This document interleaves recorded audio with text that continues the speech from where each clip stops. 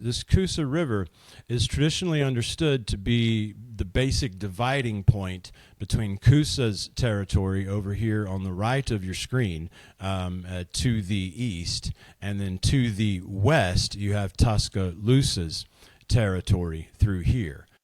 And then much of the story unfolds all through this area. You'll even see here what I call the winged serpent earthwork, reflected pretty good here in green. I like it in fall too. You see here a head, right, and an eyeball.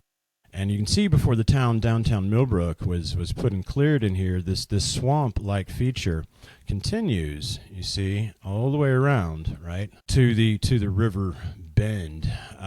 With Goat Island, as I know it, they call it Jackson Lake Island, right here, which looks very much like a winged or feathered feature. Also, these odd old-growth cedar swamp features over here.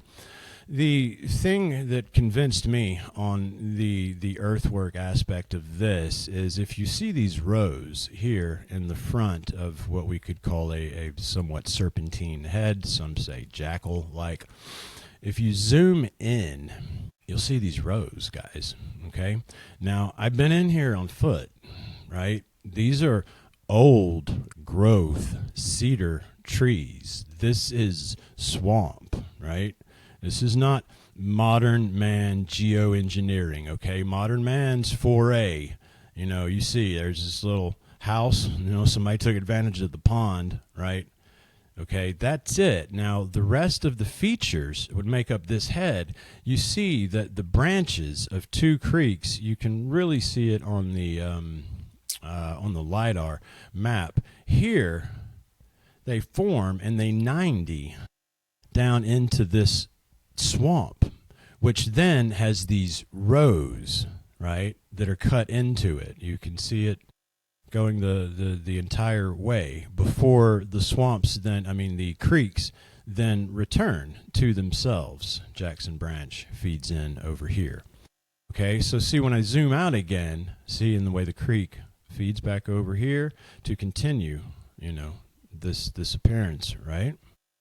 But all of this was swamp. You know, there's buildings here that had to rely on landfill, right? Now, the town of Attahachie, where Tuscaloosa and DeSoto met, as far as my findings go, I've placed in this general area, right here. Just north of this, I believe the technical term is intaglio or intaglia for earthworks, which are negative in space, right? You know, and that's how, instead of being piled on top of the earth. But this also plays into the antediluvian Alabama side of the story. You know, I would, if something like this is geoengineered, I'm not sure we're talking potentially about Tuscaloosa's people. You know, this thing is big, guys. You see the house, you know. Right, you see a little propane tank in the trailer, right, in the old tin roof house. You know, that shows you where we're at, right?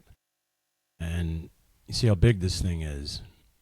So, and then right over here is where we have the site of Mobilla, right? Is right in here, and that mound that we looked at yesterday is right where I just had my pointer, and I zoomed away, didn't I? I forget there's people watching. That's a good thing, though. Right in here, right? Right in here is where that crescent mound is, right? And then the Mobilla complex proper under this neighborhood, mostly now. Now, so that gives you the lay of the land, right? Because that's what I'm really going for here, is to hopefully get to the point to where I'm not only skillful enough, but I have the audience sort of with seen enough video and have enough of these frames of reference that you start to see this area in which the story of Tuscaloosa, DeSoto, the natives, and potentially what happened before unfolded, right? But specifically here, you know, my intent is to show us these videos and show you the magic that I find in the places first and foremost.